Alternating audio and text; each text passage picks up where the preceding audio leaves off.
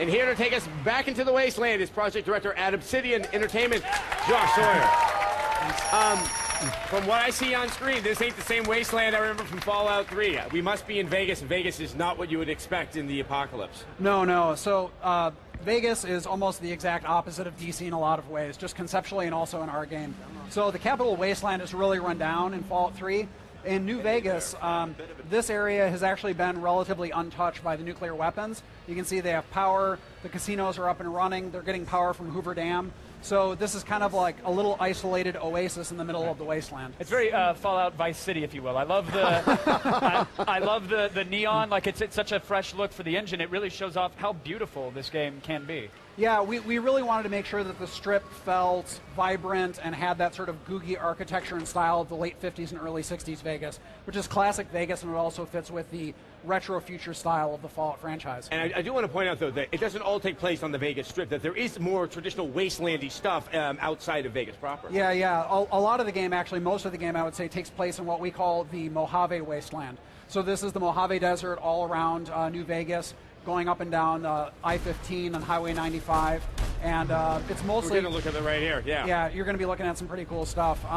It's really about, the game is about you trying to find out who tried to kill you, and also traveling through the desert and trying to get to Vegas, and then dealing with a larger conflict in the area. Yeah, Josh, let's take a step back and refresh the story for those who didn't hear. Somebody did try to kill the character that we're controlling. What happened? You got left in a ditch? Somebody ambushed you at some point? Yeah, so the game literally starts with you being shot in the head twice and dropped in a shallow grave. So you guys really know how to start a game, whether it's crowning and popping out of the holiest of holies, or being shot in the head and left in a ditch. Well, well, I was going to say, and speaking of starting a game, this is a much quicker start than in Fallout 3. You're kind of out there, fighting things. We knew a lot of the people that played this game had played Fallout 3, and the Vault intro was pretty cool for Fallout 3, but we wanted to make sure that people could go right into the gameplay. Oh, and there we go. There's the gameplay. All right, which brings us to weapons. Yes. Because you already had the basis of Fallout 3 as far as tech, you got to play with a lot of doodads. It sounds like there's more weapons in the game, and they're modifiable. Yeah, so we have about twice as many weapons in New Vegas as we're in Fallout 3, and you can also add mods. So this is the light machine gun that we're looking at right here. You actually have the ability to add a larger drum on it. It extends its ammo capacity.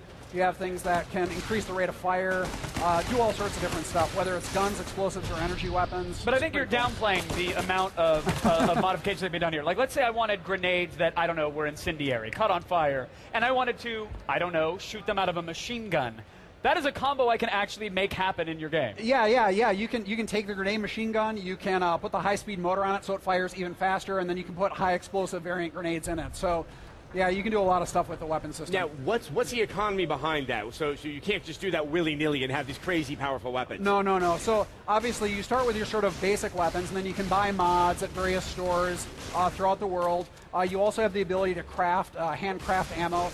You can make hand loads at reloading benches and stuff like that. So it's a combination of buying from stores and also crafting within the game. Now, Josh, one of the huge aspects of Fallout is, of course, dealing with companions. And you guys have sort of streamlined that operation with the companion wheel. Yep.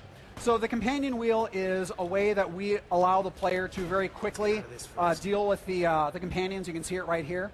So in Fallout 3, you had to do it through conversation. It was a little slow. So this allows you quick access to all the main things that you control on your character. So it's nice and streamlined, but we still have really rich dialogues with the companions, and each of them has their own sort of quest line that you can go on. So we really feel people get a lot of value out of them.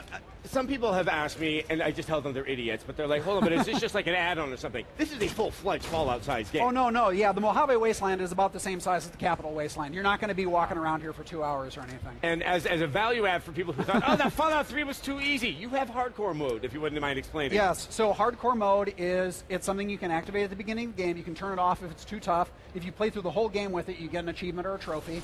But it adds healing over time. Stim packs don't heal instantly. You have to deal with dehydration, starvation, sleep deprivation in the desert. There's all sorts of little changes that make it a little more immersive and just sort of harder for the player. And wait on ammo. Yeah. Weighty ammo, exactly. That makes a big difference. All right, so... when can we actually get hardcore with this game? It's going to be out on October 19th of this year. Love it. All right, really Josh, can't wait. Thank you so much. Fallout New guys. Vegas, everybody. A lot of fun. Thanks. Thanks for coming by and stealing another 60 hours of our lives. Yeah, really appreciate it.